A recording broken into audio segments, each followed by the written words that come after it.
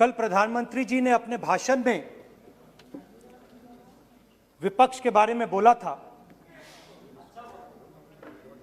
कि विपक्ष आंदोलन की बात कर रहा है, मगर जो कृषि कानून है उनके कंटेंट के बारे में और उनके इंटेंट के बारे में विपक्ष नहीं बोल रहा है। तो मैंने सोचा आज प्रधानमंत्री जी को खुश करें और जो 3 किसान के बिल हैं, खेती के बिल हैं, उनके कंटेंट का और इंटेंट का की बात करें। हाँ, बजट पे बोलेंगे। आप शांत हो जाइए प्लीज।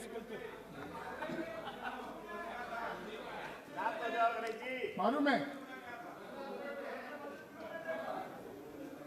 किसान का मुद्दा भी बजट का मुद्दा है, आप उनका आदर कीजिए।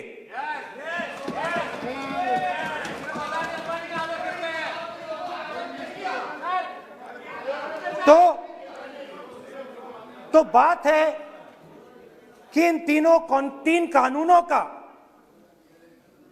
कंटेंट और इंटेंट क्या है। तो पहले कानून का कंटेंट, कोई भी व्यक्ति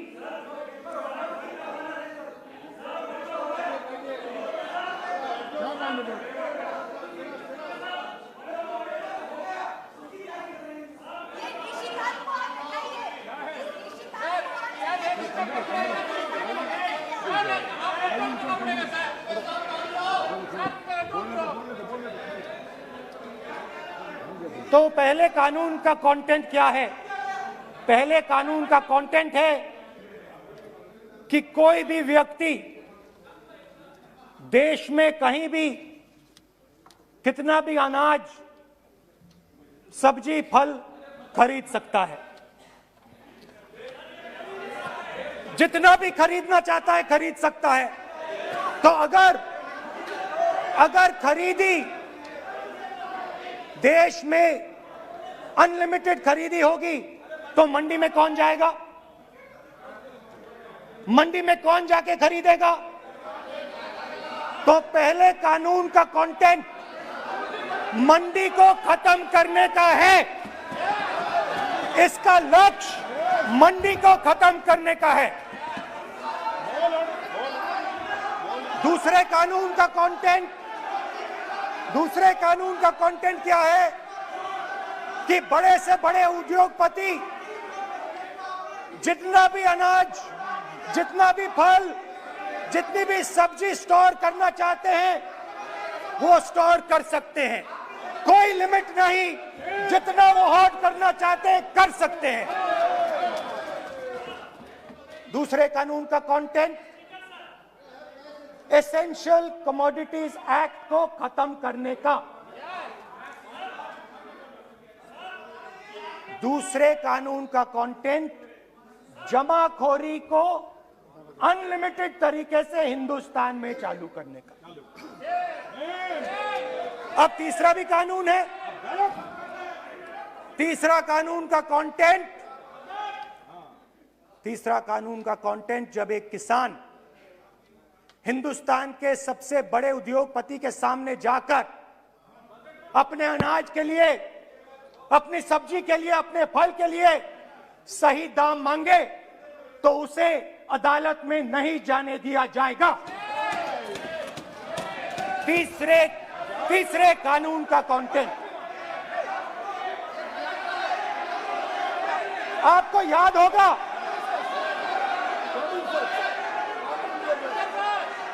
स्पीकर सर,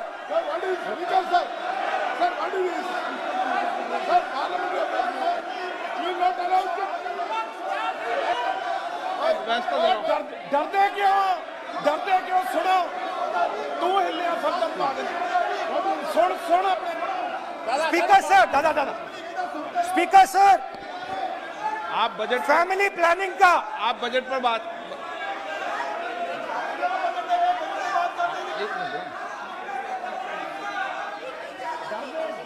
आप सर, सालों पहले फैमिली प्लानिंग का एक नारा था, आपको याद होगा, हम दो हमारे दो।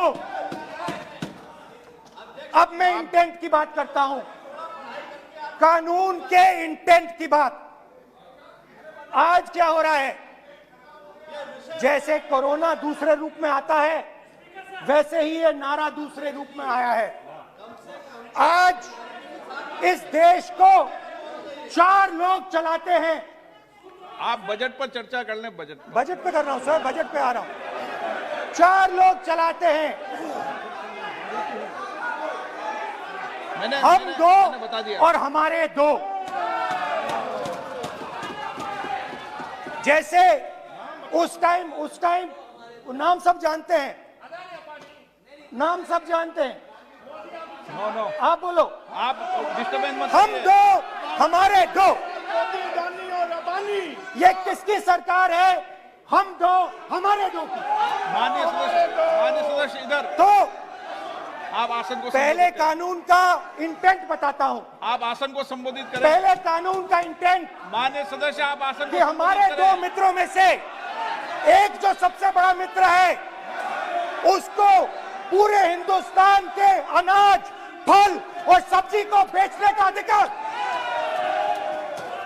यह है पहले कानून का इंटेंट। नुकसान किसका होगा? नुकसान ठेले वालों का होगा, नुकसान छोटे व्यापारियों का होगा, नुकसान जो लोग मंडी में काम करते हैं, लाखों लोग, उनका होगा। अब चलिए दूसरे कानून की इंटेंट की बात करते हैं। दूसरा कानून का इंटेंट दूसरे मित्र की मदद करने का है। दूसरे मित्र को पूरे देश में अनाज, फल और सब्जी की स्टोरेज की मोनोपोली दी जा रही है। आज दूसरा मित्र 40% हिंदुस्तान का अनाज अपने साइलों में रखता है। आने ये वाले दिनों में कांग्रेस पार्टी की 60, बैठक नहीं है, 80% ये अनाज, सदन है। फल और सब्जी अगर बजट में अपने साइलोज में रखेगा। ये सभा नहीं है। प्रधानमंत्री कहते हैं सर मैं ऑप्शन मैं अध्यक्ष जी आपको कहना चाहता हूँ कि जब आपने बजट के लिए चर्चा के लिए पुकारा, मैं बता रहा हूँ, एक मिनट बैठिए। माननीय सदस्य, आज बजट पर चर्चा है, मैं आग्रह करता हूँ। प्रधानमंत्री कहते हैं आप बजट पर ही कि अपनी मैंने बात करें। ऑप्शन दिया है। हाँ, आपने ऑप्शन दिया है। 3 ऑप्शन दिए हैं। पहला ऑप्शन भूख, दूसरा ऑप्शन बेरोजगारी, तीसरा ऑप्शन आत्महत्या। ये 3 ऑप्शन आपने दिए हैं। अब देखिए मामला क्या है। मामला ये है कि हिंदुस्तान का सबसे बड़ा बिजनेस, सबसे बड़ा व्यापार एग्रीकल्चर का है। अब बजट 40% आबादी इस पे जीती है, इससे जीती है। 40 लाख करोड़ रुपए का धंधा है। इसमें किसानों को फायदा मिलता है,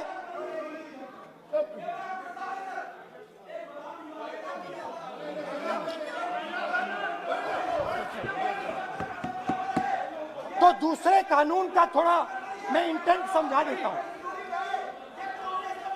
दूसरे कानून का इंटेंट है, पानी दो, पानी गिर जाएगा, पानी दो।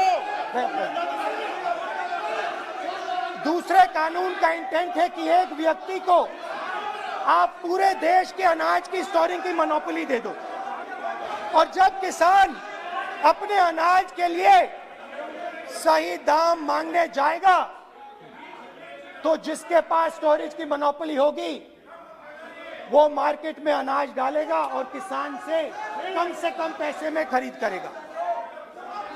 और जब वही किसान कंज्यूमर बन के अपना ही माल खरीदने जाएगा, तो वही व्यक्ति अपने गोदाम से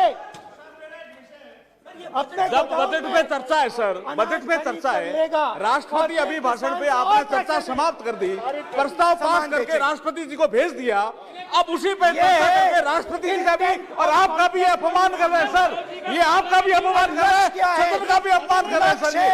कि इस देश की जो रीढ़ की हड्डी है, किसान, मजदूर, छोटे दुकानदार, व्यापारी, उस रीढ़ की हड्डी को तोड़ के टुकड़े टुकड़े करके दो मित्रों को दे दो। Sir rule 218 sir rule 218 sir rule sir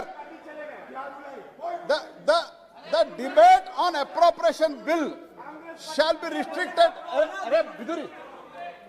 The debate on appropriate bill shall be restricted to the matters of the public importance or administrative clausely employed in the grants covered by the bill which have not already been raised while the relevant demands of grants were under consideration.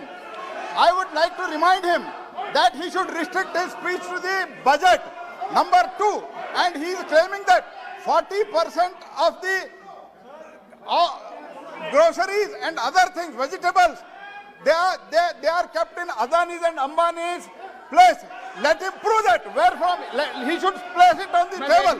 He should place it on the table. Where can he get all these documents? Where statistics कहाँ से आए? इसको authenticate करना है. Record में नहीं जाएगी। चलिए बैठिए।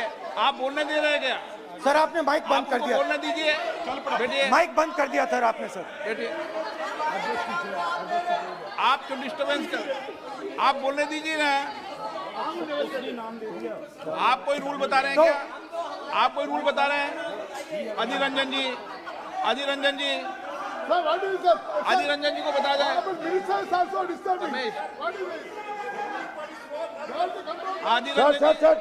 Sir, 2214. Sir, rule 214. Sir, discussion of a general character. Sir, discussion of a general character may be allowed on the motion or any amendment moved thereto, but the details of the grant shall not be discussed further. Then is necessary to develop the general point. Sir, discussion on general point is allowed. So discussion, it is the discussion on general point. Discussion of general point is allowed in the rule book. Discussion of general point. अच्छा budget में क्या agriculture मुद्दा नहीं है? Budget में क्या agriculture मुद्दा नहीं है? तो बजट में जब एग्रीकल्चर मुद्दा है तो बजट में क्यों चर्चा नहीं हो सकता एग्रीकल्चर? दादा My point of order is simple. You listen to this, sir. Please. 349. It says, while the House is sitting, a member, 2, shall not interrupt any member while speaking by disorderly expression or noises or in any other disorderly manner. While Honorable Member Rahul Gandhi is speaking, तब तो disturb कर रहा है,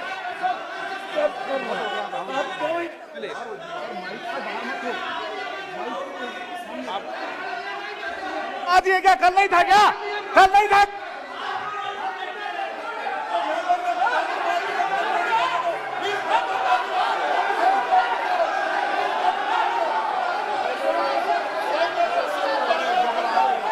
अदानी का नाम खुद ले दिया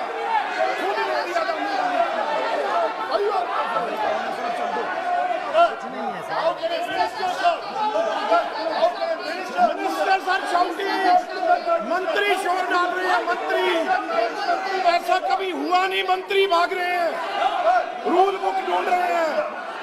अरे क्यों घबरा गए? अभी तो बोले ही 5 मिनट है। अभी तो बोले ही 5 मिनट है। तो हम दो हमारे दो।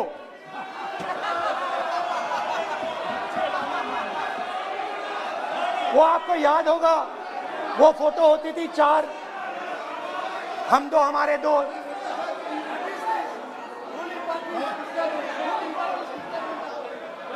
क्यूट से चेहरे थे, सुंदर सुंदर चेहरे, मोटे मोटे चेहरे, हम दो हमारे दो।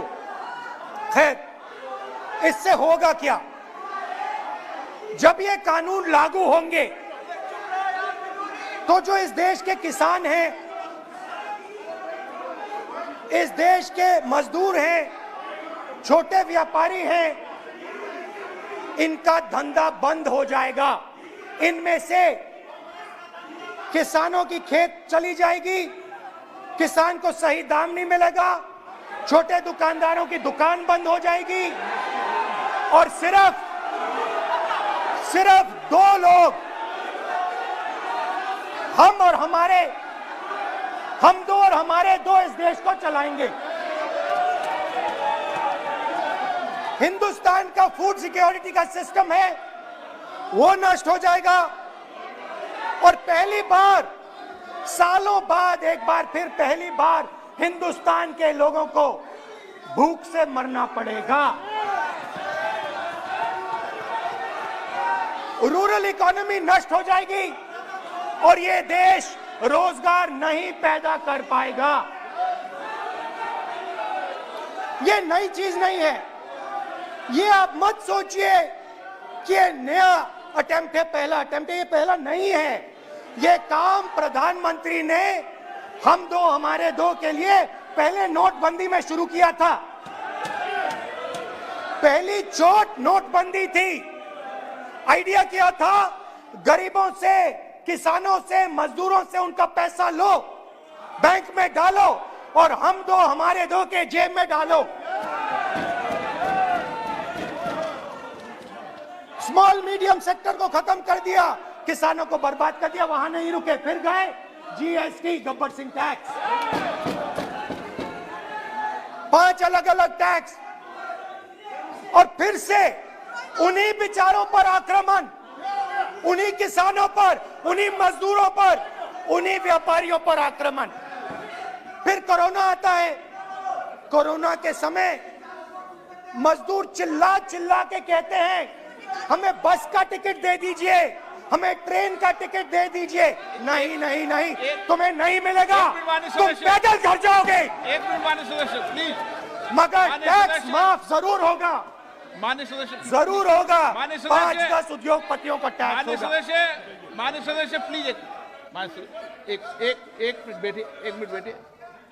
मैं माननीय सदस्य से भी आग्रह कर रहा हूं, इधर भी आग्रह कर रहा हूं। माननीय सदस्य, आज बजट पर चर्चा है।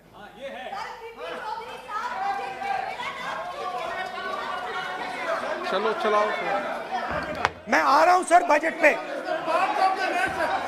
सर मैं आ रहा हूं बजट पे। मैं सर 5 मिनट में बजट पे आ रहा हूं। मैं फाउंडेशन लगा रहा हूं अभी, फाउंडेशन।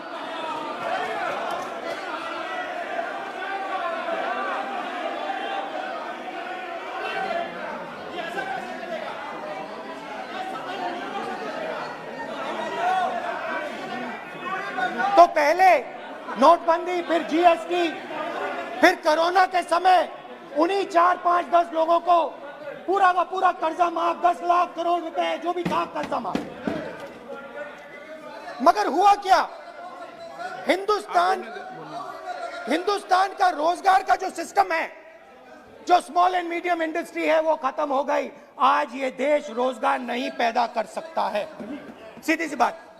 और आज नहीं, कल भी ये देश रोजगार नहीं पैदा कर पाएगा, क्योंकि आपने इस देश की रीढ़ की हड्डी तोड़ दी है। किसान की, मजदूर की, छोटे दुकानदार की, स्मॉल मीडियम बिजनेस की रीढ़ की हड्डी तोड़ दी।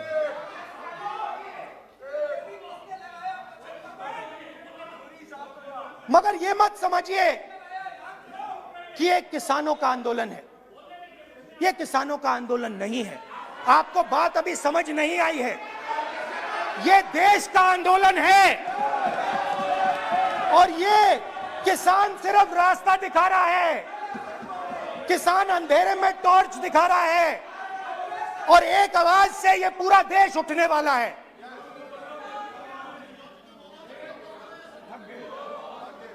पूरा देश एक आवाज से हम दो हमारे दो के खिलाफ उठने जा रहा है।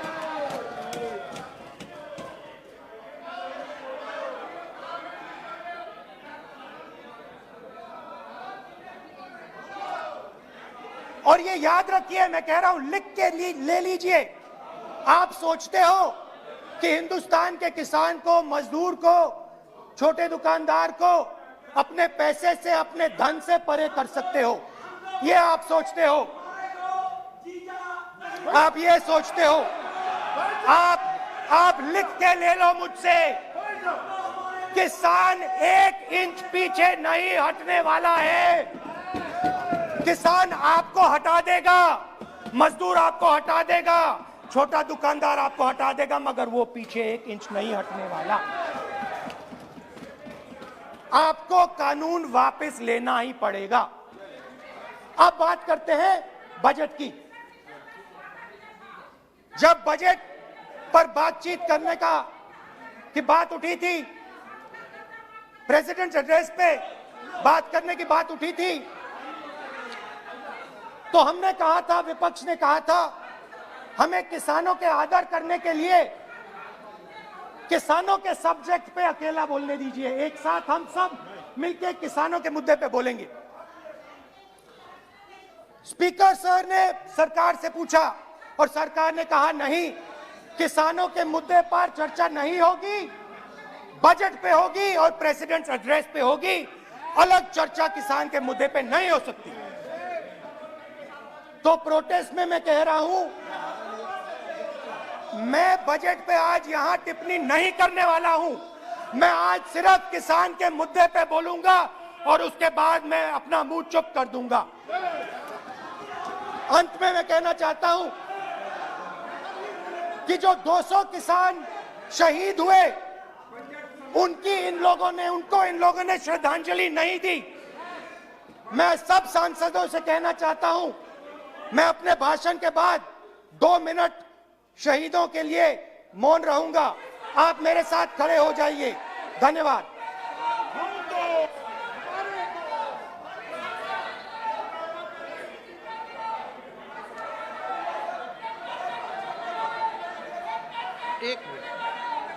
एक मिनट, आप बैठो।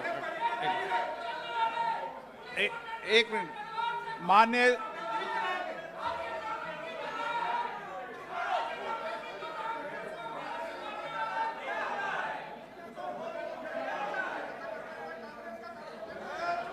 सदस्यगण,